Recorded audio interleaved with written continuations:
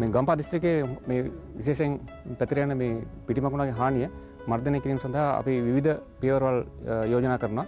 මේකෙදී ප්‍රධාන වශයෙන්ම මේ ගොවි මහත්තුරු මේ හානිය දැක්කම ගමන් බොහෝ දෙනෙක් කලබල වෙලා කෘමිනාශක යොදන්න පටන් ගන්නවා.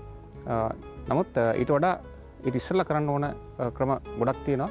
ගෙවතුවල නම් විශේෂයෙන් අපිට පුළුවන් මේ කුඩා පැපල් ගස් වල මේ සතු දැක්කම පස්සේ පොඩි වතුර බටයකින් හොඳ වේගෙන් එන වතුර පාරක් අල්ලලා මේ සතු ටික හොදලා අරින්න.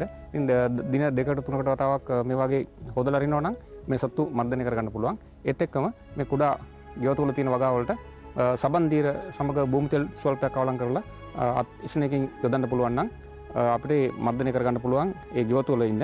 ඒත් එක්කම මේ වටපිටාවේ අපිට වටිනාකමක් නැති විවිධ ශාකවලත් මේ සතු දකින්න හම්බ වෙනවා.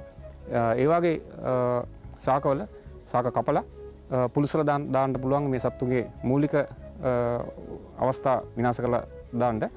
වාණිජ්‍ය වගාව විශේෂ වගාවලට මේ සතුන් හානිය එනවා නම් මූලිකව මේ සතු මර්ධනය කරගන්න විවිධ නිර්දේශිත කෘමිනාශක තියෙනවා. ඒත් එක්කම ඒ පිළිබඳ උපදෙස් ඒ ප්‍රදේශීය කෘෂි උපදේශකයන් ලබා ගන්න පුළුවන්.